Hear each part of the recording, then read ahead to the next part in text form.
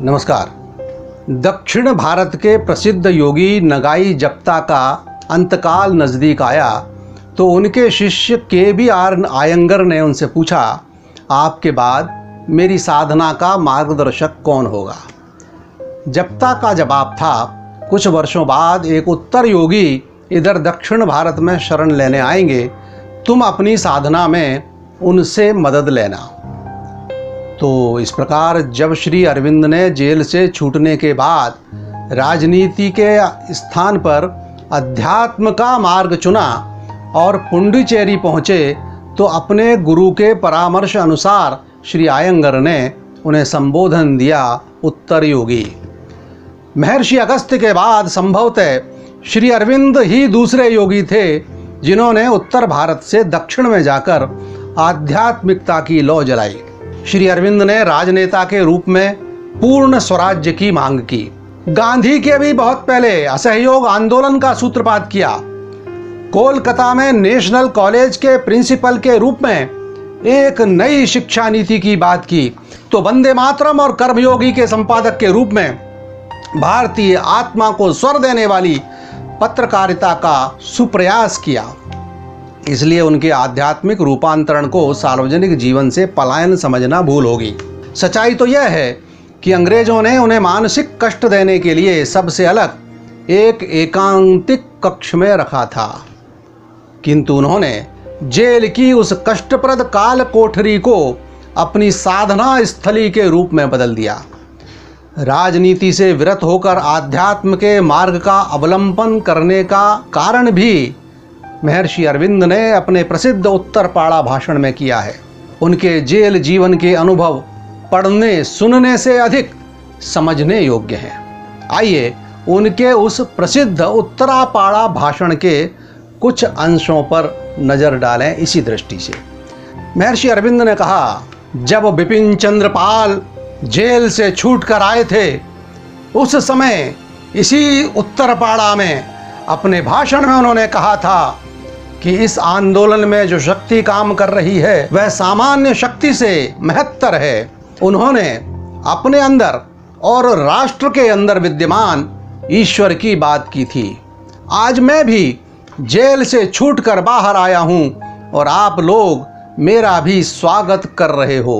जिस संदेश को बिपिन चंद्र पाल ने बक्सर जेल में प्राप्त किया था उसे ईश्वर ने मुझे अलीपुर जेल में दिया है और आदेश दिया है कि जेल से बाहर आकर आप लोगों को सुना दूं। मुझे गिरफ्तार कर पहले लाल बाजार थाने और 3 दिन बाद अलीपुर जेल भेजा गया, जहां मुझे मनुष्यों से दूर एक निर्जन काल कोठरी में रखा गया। इस एकांतवास में मुझे पहली बार भगवत साक्षात्कार हुआ। मुझे अनुभूति हुई कि गीता में श्री कृष्ण ने अर्जुन से यही तो मांगा था कि फल की इच्छा न रखकर भगवान के लिए कर्म करना, सच्चा यंत्र बनकर भगवान के हाथों में रहना, ऊंच नीच, मित्र और शत्रु, सफलता और विफलता सबके प्रति समदृष्टि रखना। मुझे यह भी समझ में आया कि अन्यान्य धर्म मुख्यतः विश्वास पर आधारित हैं, उन्हें स्वीकार कर लेना ही पर्याप्त होता है, किंतु सनातन हिंदू धर्म स्वयं जीवन है जिसके अनुसार तो जीवन को गढ़ना होता है। भारत का उद्देश्य स्वयं के लिए महान बनना नहीं है, बल्कि उसका उद्देश्य सदा से मानव जाति के लिए रहा है। सनातन सत्य का साक्षात्कार होते ही मैंने पाया कि मुझे काल कोठरी की दीवारों ने नहीं, स्वयं वासुदेव ने घेरा हुआ है। कोठरी के सामने दिखने वाला पेड़ नहीं, वहां तो श्री कृष्ण मुस्कुरा रहे हैं।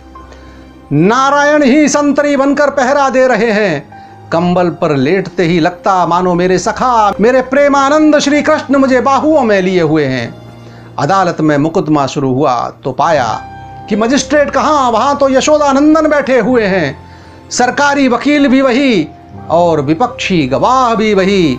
सारी चिंता मिट गई। अब मुकदमा सेशन में पहुंचा तब मैं अपने वकील के लिए हिदायतें लिखने लगा।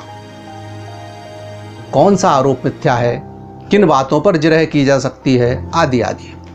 लेकिन मेरी हैरानी की सीमा नहीं रही जब मैंने पाया कि मेरा वकील बदल गया है। मुझे पता ही नहीं और मेरा वकील बदल गया। मुझे कल्पना ही नहीं थी कि वे मेरी पैरवी के लिए आएंगे। आप सबने उनका नाम सुना होगा। वे थे श्री चित्तरंजन दास। उन्होंने मेरा मुकदमा लड़ने के लिए अपनी पूरी वकालत छोड़ दी। मन से दूसरे सभी विचारों को बाहर निकालकर मेरे मुकदमे की तैयारी के लिए रात रात भर जागकर अपने स्वास्थ्य को बिगाड़ डाला। मेरे सखा श्री कृष्ण ने मुस्कुराकर पूछा, क्यों, इन्हें भी हिदायतें दोगे? मैंने सब कुछ उनके हाथों में छोड़ दिया। उसके बाद मुकदमे के संबंध में एक शब्द नहीं बोला, कोई हिदायत नहीं दी। वे कह रहे थे, कैसे भी घने बादल घिराएं, कैसे भी खतरे और कष्ट हों, पर कुछ भी असंभव नहीं है। इस देश और इसके उत्थान के भीतर मैं हूं। मैं जो करना चाहूं उसे कोई नहीं रोक सकता। मैं जिस अवस्था को लाना चाहता हूं उसे कोई भी मानव शक्ति नहीं अटका सकती। आज जब मैं जेल से बाहर आया हुआ हूं, तब आप लोग मेरी प्रशंसा पर प्रशंसा किए जा रहे हैं, जिसे सुनकर मुझे लज्जा आती है। क्योंकि मैं जानता हूं कि मनुष्य के नाते मैं दुर्बलताओं का पुंज हूं।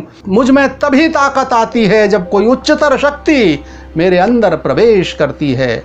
जब मैं इन नवयुवकों को देखता हूं कि इनमें बहुतों में प्रचंड साहस, ध्येय के लिए स्वयं को मिटा देने का सामर्थ्य है, जिनके सामने मैं कुछ भी नहीं हूं। भगवान ने मुझसे फिर कहा, यही वह बलवान जाति है जो मेरे आदेश से ऊपर उठ रही है। यह युवा समुदाय तुम्हारे काम को तुमसे अच्छी तरह कर पाएगा।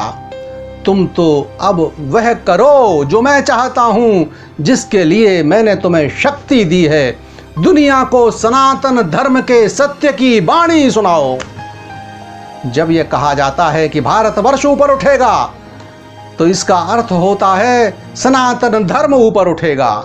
जब यह कहा जाता है कि भारतवर्ष महान होगा, इसका अर्थ होता है सनातन धर्म महान होगा।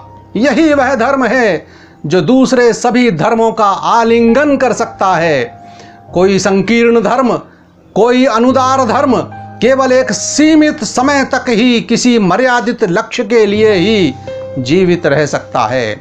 सनातन धर्म ही ऐसा धर्म है जो साइंस के सभी आविष्कारों और दर्शन शास्त्र की सभी चिंतन धाराओं को अपने अंदर समाविष्ट किए हुए है। यही धर्म संसार को उसका असली रूप दिखाते हुए कहता है, यह संसार वासुदेव की लीला है। इस लीला में हम अपनी भूमिका कैसे अच्छी तरह खेल सकते हैं, यही वह वाणी है जो मुझे आपको सुनाने के लिए आज मेरे मुंह में रखी गई है। कहानी अभी और है दोस्तों, देखते रहिए आपका अपना क्रांति दूत। नमस्कार।